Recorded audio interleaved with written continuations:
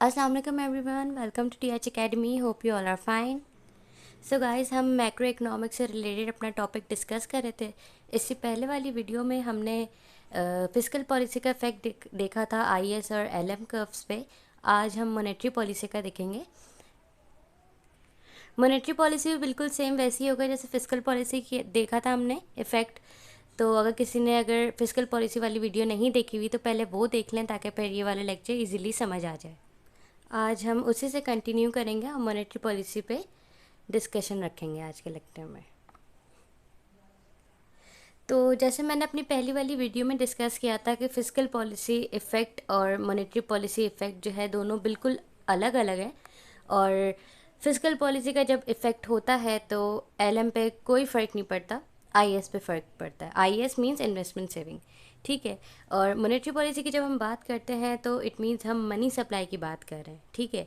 और इसमें LM shift होगा, आईएस पे कोई इफेक्ट नहीं पड़ेगा। अभी हम डिस्कस कर रहे हैं कि अगर मॉनेटरी पॉलिसी का इफेक्ट हो और आईएस के डिफरेंट स्लोप्स हो, यानी कि फ्लैटर आईएस हो, स्टीपर हो, वर्टिकल हो और हॉरिजॉन्टल हो, तो क्या हमारे पास इक्विलिब्रियम पॉइंट आएगा।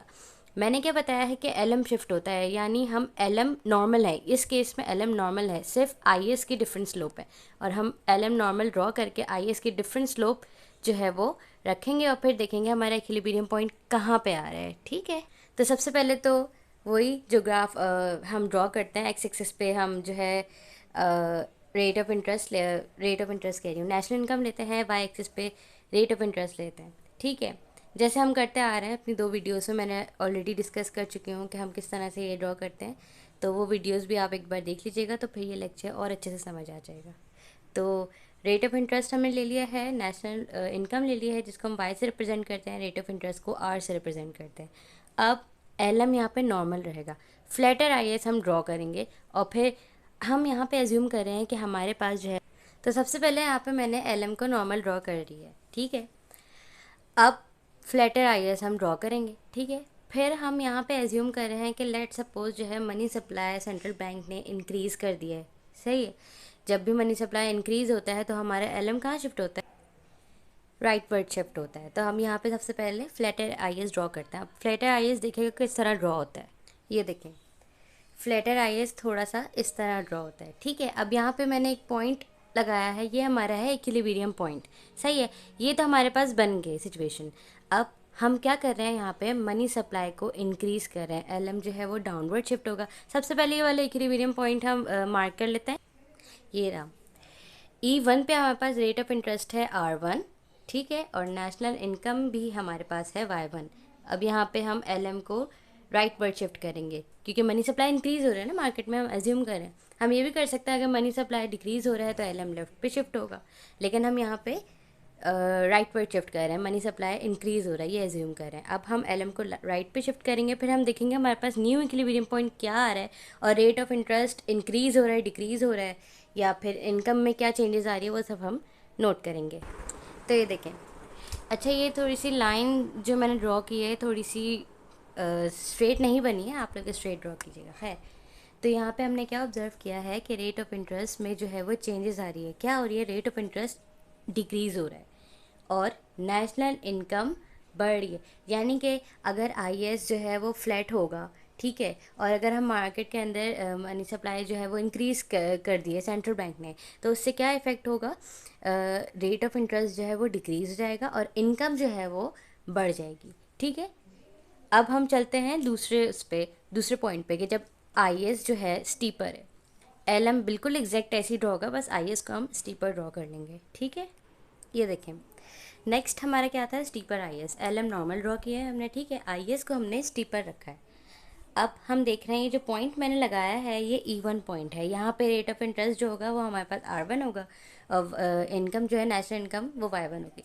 अच्छा यहाँ पे मैंने LM नॉट और एक सेकेंड ये IS नॉट होगा, ये मैंने इसलिए लिखा है कि ये पहला पॉइंट था हमारे पास। आप लोग चाहें तो LM डैश भी कर सकते हैं, 1 भी कर सकते हैं, ठीक है। अब यहाँ पे हम रेट ऑफ इंटरेस्ट हमारे पास R1 है और नेशनल इनकम क्या है Y1 और इक्विलिब्रियम हमारे पास है E1। अब वही, अब यहाँ पे हम थोड़ा चेंज कर लेते हैं, यहाँ पे हम करते हैं, अच्छा इससे पहले वाले केस में जब IAS फ्लैटर था तो हमने मनी सप्लाई को जो है वो इंक्रीज़ किया था, राइट वर्ड पे शिफ्ट किया था। यहाँ पे हम चेंज कर लेते हैं, आप लोग चाहें तो वही वाला मेथड यूज़ करें, लेकिन मैं यहाँ पे मनी सप्लाई डिक्रीज़ कर रही हूँ, यानी कि LM लेफ़्ट पे शिफ्ट हो जाएगा। मैं लेफ़्ट पे रख के फिर देखूँगी क्या चेंजेस आ रही हैं। आप लोग राइट पे भी रख के देख सकते हैं, लेफ़्ट पे भी रख के देख सकते हैं, या समटाइम्स क्वेश्चन में ये कंडीशन गिवन होती है कि सेंट्रल बैंक जो है वो मनी सप्लाई इंक्रीज़ कर रहा है या डिक्रीज़ कर रहा है।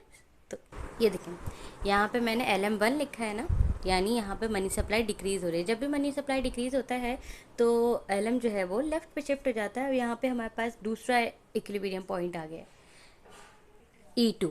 अब यहीं से हम देखेंगे कि हमारे पास रेट ऑफ इंटरेस्ट और इनकम में क्या चेंजेस आ रही हैं। ये देखें, अच्छा यहाँ पे अगर ये कंडीशन है हमारे पास, तो यहाँ पे रेट ऑफ इंटरेस्ट इंक्रीज़ हो रहा है और नेशनल इनकम कम हो रही है। ये देखें, यानी कि जब भी मार्केट के अंदर सेंट्रल बैंक की तरफ से मनी सप्लाई डिक्रीज़ हो जाती है, ठीक है, अगर सेंट्रल बैंक मनी सप्लाई को डिक्रीज़ कर देता है, LM राइट पे शिफ्ट हो जाएगा, सॉरी लेफ़्ट पे शिफ्ट हो जाएगा।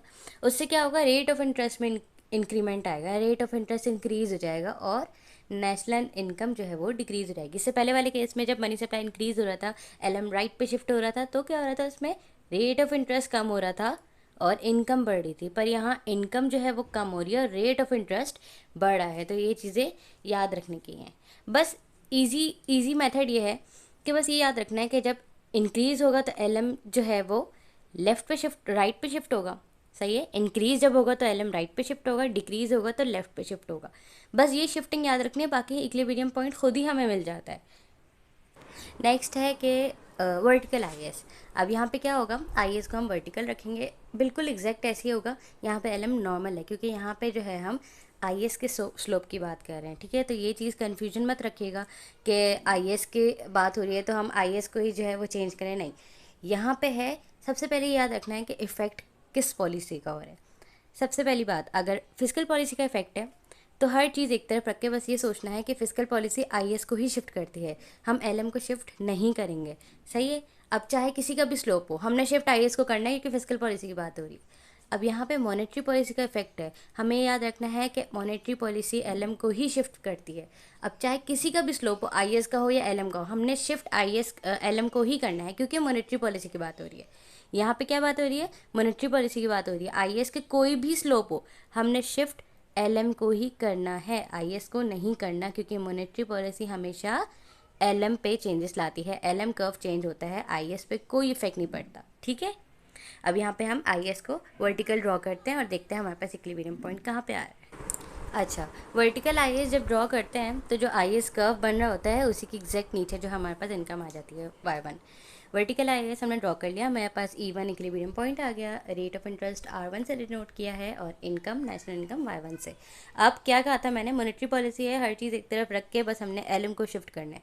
अब वो हमारी मर्ज़ी है कि हम कौन सी पॉलिसी अज्यूम करें, या अगर गिवन है क्वेश्चन में, हमने इससे पहले वाले में दोनों पॉलिसी एज्यूम कर ली है, तो हम कुछ भी एज्यूम कर सकते हैं। यहाँ पे हम ये सपोज कर लेते हैं, चलें ये सपोज कर लेते हैं कि सेंट्रल बैंक मनी सप्लाई को इंक्रीज़ कर रहा है। जब इंक्रीज़ करता है तो LM कहाँ पे शिफ्ट होता है, राइट पे शिफ्ट होता है जी, राइट पे शिफ्ट करेंगे। अच्छा, ये वाले केस पहले वाले दोनों केस से थोड़ा डिफरेंट है सॉरी।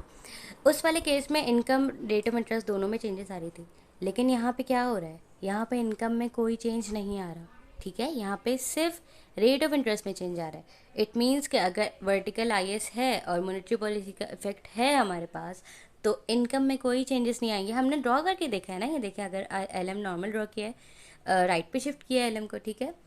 IAS वर्टिकल है, IAS में कोई चेंजेस नहीं आएंगे कि मॉनेटरी पॉलिसी की बात हो रही है। तो हमने खुद यहाँ पे ऑब्जर्व करें कि Y1 जो है वो एज इट इज़ है, रेट ऑफ इंटरेस्ट में चेंजेस आ रही है। अब रेट ऑफ इंटरेस्ट में क्या हो रहा है, रेट ऑफ इंटरेस्ट डिक्रीज़ हो रहा है। इट मीन्स कि अगर मनी सप्लाई इंक्रीज़ हो जाता है और IAS का स्लोप जो है वो वर्टिकल हो, तो क्या होगा, नेशनल इनकम में कोई चेंजेस नहीं आएंगे, हम देख रहे हैं सामने, ठीक है। और रेट ऑफ इंटरेस्ट में चेंजेस आएगी, और वो क्या होगी changes, rate of interest decrease होना स्टार्ट हो जाएगा। अब लास्ट है हमारे पास हॉरिजॉन्टल IAS। अब IAS को हम, LM एज इट इज़ होगा, IAS को अब हम हॉरिजॉन्टल ड्रॉ करेंगे और फिर इफेक्ट देखेंगे इसका मॉनेटरी पॉलिसी का। अब ये देखें, यहाँ पे मैंने क्या किया है, LM को नॉर्मल ड्रॉ किया है, IAS को हॉरिजॉन्टल ड्रॉ किया इस तरह से, ठीक है। इक्विलिब्रियम पॉइंट ये जहाँ पे इन दोनों कर्व्स इंटरसेक्ट कर रहे होंगे वो हमारे पास इक्विलिब्रियम पॉइंट होगा। अब वहाँ से हम रेट ऑफ इंटरेस्ट और नेशनल इनकम को नोट करेंगे। रेट ऑफ इंटरेस्ट हमारे पास R1 है और नेशनल इनकम हमारे पास Y1 है, ये देखें ऐसे होगा। अब मॉनेटरी पॉलिसी की बात हो रही है, IAS पे कोई चेंजेस नहीं आएंगी। हम यहाँ पे एज्यूम कर लेते हैं मनी सप्लाई जो है वो इंक्रीज़ हो रहा है। LM कहाँ शिफ्ट होगा मनी सप्लाई जब इंक्रीज़ होता है तो राइट पे शिफ्ट होगा ना। LM राइट पे शिफ्ट होगा कि मनी सप्लाई इंक्रीज़ हो रहा है, तो LM को राइट पे शिफ्ट करेंगे। फिर हम देखेंगे हमारे पास क्या चेंजेस आ रही है। ये वाला भी जो है वो वर्टिकल IAS से ही मिलता जुलता है। वहाँ पे क्या हो रहा था, वर्टिकल IAS में रेट ऑफ इंटरेस्ट चेंज हो रहा था, इनकम में कोई चेंजेस नहीं आ रही थी। हॉरिजॉन्टल IAS में रेट ऑफ इंटरेस्ट में कोई चेंजेस नहीं आएगी, इनकम में चेंजेस आएगी, ठीक है। ये देखें, तो यानी फ्लैटर IAS स्टीपर IAS तकरीबन दोनों सेम है, हॉरिजॉन्टल और वर्टिकल भी दोनों तकरीबन सेम है, बस थोड़ी बहुत चेंजेस है।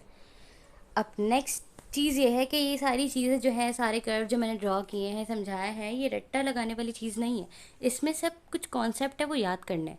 वो कॉन्सेप्ट क्या है कि जब फिस्कल पॉलिसी की बात होती है तो IAS पे चेंजेस आती है, मॉनेटरी पॉलिसी की बात होती है तो LM पे चेंजेस आती है, ठीक है। इतनी क्लियर है, सही है। अब जब मार्केट के अंदर मनी सप्लाई इंक्रीज़ हो रहा है, सेंट्रल बैंक ने मनी सप्लाई इंक्रीज़ कर दिया, तो LM राइट पे शिफ्ट होगा। मनी सप्लाई अगर डिक्रीज़ है, LM लेफ्ट पे शिफ्ट होगा। मॉनेटरी पॉलिसी की बात कर रही हूँ, ठीक है। और IAS पे कोई चेंजेस नहीं आएंगी। तो ये चीज़ अगर याद हो जाए तो बाकी सारी जितने भी कोई भी स्लोप हमारे पास गिवन हो, कोई भी किसी का भी वो हो, तो हम आराम से फाइंड आउट कर सकते हैं, ठीक है। तो ये था आज का लेक्चर हमारा। अब नेक्स्ट वीडियो में इंशाल्लाह हम डिस्कस करेंगे LM के अगर डिफरेंट स्लोप हों, और यही पॉलिसी हमारे पास होगी। अगर मेरा लेक्चर अच्छा लगा हो तो प्लीज़ TH अकेडमी को सब्सक्राइब कर दीजिएगा, और कोई चीज़ ना समझ आई हो तो कमेंट सेक्शन में मुझसे पूछ सकते हैं। जितना हो सके मेरी वीडियो को लाइक करें, सब्सक्राइब करें और शेयर करें। नेक्स्ट वीडियो में इंशाल्लाह आप लोगों से मुलाकात होगी। अल्लाह हाफ़िज़।